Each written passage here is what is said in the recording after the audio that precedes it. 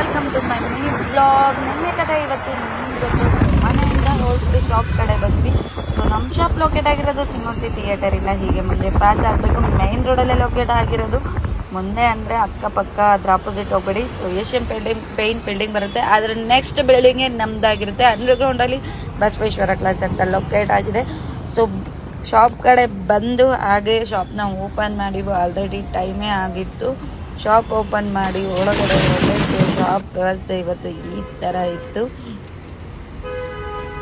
ಯಾಕಂದರೆ ನಿನಗೆ ಕಸ್ಟಮರ್ ಜಾಸ್ತಿ ಇದರಿಂದ. ಹಾಗೆ ಹೋಗಿ ಒಂದು ಸೆಲ್ಫಿ ಫೋಟೋ ತೊಗೊಂಡ್ವಿ. ಬೆಳಗ್ಗೆ ಹುಡುಗ ಸುಮ್ಮನೆ ಕತೆ ಹೊಡಿಯೋಕೆ ಬಂದುಬಿಟ್ಟ.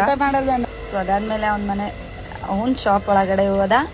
ನಂತರ ಮೆನಿಕ್ಯೂಗೆ ಎಲ್ಲ ಬಟ್ಟೆನ ಚೇಂಜ್ ಮಾಡಿ ನಮ್ಮನೆಯವರೇ ಹೋಗಿ ಮೆನಿಕ್ಯೂ ಎಲ್ಲ ಎತ್ತಿಟ್ಟು ಬಂದರು.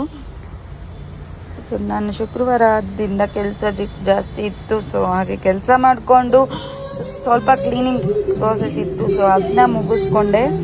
ಅದಾದಮೇಲೆ ಬಟ್ಟೆ ಪೂಜೆ ಎಲ್ಲ ಮುಗಿಸ್ಕೊಂಡು ಬಟ್ಟೆ ಫೋಲ್ಡ್ ಮಾಡೋದಿತ್ತು. ಸೊ ಕಸ್ಟಮರ್ ಬಂದಿರೋ ಕಸ್ಟಮರ್ನ ಆಟ ಮಾಡಿ ನಾವು ಊಟ ಕೂತ್ಕೊಳ್ಳೋ ಅಷ್ಟರಲ್ಲಿ ಅಲ್ಲೇ 3 ಗಂಟೆ ಆಯಿತು. ಸೊ ಊಟನ ಮುಗಿಸ್ಕೊಂಡ್ಮೇಲೆ ನನ್ನ ಮಗ ಬಂದಿದ್ದ ಅಂತ ಹೇಳಿ ಅವನ ಜೊತೆಗೆ ಒಂದು ಸೆಲ್ಫಿ ತೊಗೊಂಡು ಕೆಲಸ ಇತ್ತು ಅಂತ ಹೇಳಿ ಸಿಟಿ ಒಳಗಡೆ ಹೋದ್ವಿ.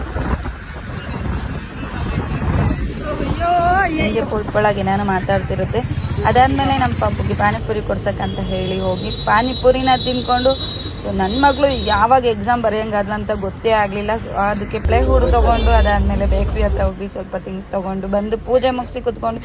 ಸೊ ಹುಡುಗ ಪ್ರಮೋಷನ್ ಅಲ್ಲ, ನಾಳೆಗೆ ಆಫರ್ ಬಿಡ್ತಾ ಇದ್ದ, ಅದನ್ನು ವಿಡಿಯೋ ಮಾಡ್ಕೊಂಡ್ವಿ. ಅಷ್ಟರಲ್ಲಿ ನೈಟ್ ಆಗೇ ಹೋಯ್ತು.